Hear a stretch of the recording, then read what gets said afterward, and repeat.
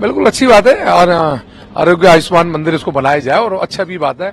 आपने देखा होगा कोरोना काल में जिसको मोहल्ला क्लिनिक बोला जाता था वो एक तरह से हो हल्ला क्लिनिक है। हल्ला ज्यादा हुआ कुछ नहीं। कोरोना काल में ताले लगे रहे। एक गोली भी वहां पर पैरासिटामोल की गोली तक नहीं मिली लोगों को और वो ताले लगे पड़े रहे। और सुप्रीम कोर्ट ने हाई कोर्ट ने खुद टिप्पणी करी कि ये 6x6 के जो कंटेनर बनाए हैं लोहे के, इनमें जब कोरोना काल में कोई दवाइयां नहीं मिली तो इनको खोलने का क्या मतलब है।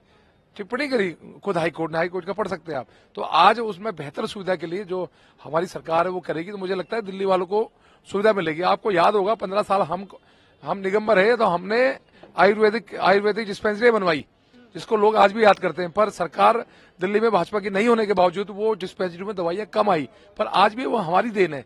जिस टाइम ये सोच भी नहीं सकते थे उस टाइम हमने आयुर्वेदिक डिस्पेंसरी दी दिल्ली में। बिल्कुल, ये तो देखो सरकार गठन होगी, अभी तो ये बातें चल रही हैं, अभी तो कोई आधिकारिक तौर पे इसकी पुष्टि हुई नहीं है। जब सरकार बनेगी, मंत्री बनेंगे, मुख्यमंत्री बनेंगे, तब जाके चीजें पुष्टि होगी। अभी तो ये सब अपनी तरफ से बोले जा रहे हैं। मेरे को लगता है कि उसका सही समय जब सरकार बनने के बाद जो चीज निकल के आएगी वो ठीक होगा। बिल्कुल ये तो 2016 में जो अपनी पार्टी के लोगों की जासूसी कराते हैं तो वो आदमी कुछ भी कर सकता है, उसमें क्या दिक्कत है। बिल्कुल, वो तो सब लिप्त हैं, घोटालों में लिप्त है। जो आदमी 2 साल 2.5 साल जेल काट के आया हो तो बिल्कुल उन पे मांगे। और मेरे को लगता है कि ये लोग सारे जेल में जाएंगे। जैसी सीएजी की रिपोर्ट जैसी हमारा इसके बाद जब मंत्रिमंडल नियुक्त हो जाएगा, जो पहली हमारी बैठक होगी तो उसमें सीएजी की रिपोर्ट होगी। मेरे को लग रहा है सारे मंत्री इनके जेल जाएंगे जिन्होंने घोटाला किया। आतिशी को कौन सीरियस लेता है? झूठ बोलते हैं ये लोग, झूठ के अलावा कुछ है इनके पास। कभी कुछ बोलते हैं, कभी कुछ बोलते हैं। तो ये झूठ की परवाह हम नहीं करते। और आतिशी हमें नहीं बताए कि हमने क्या करना है।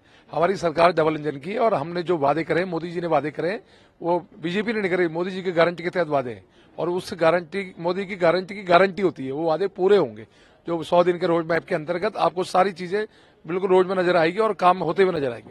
नहीं, मेरा कोई नाम नहीं है, मेरे से बहुत सीनियर है। और दूसरी बात, हम विधायक बन चुके हैं मोदी जी के आशीर्वाद से, इतना ही हमारे लिए बहुत है।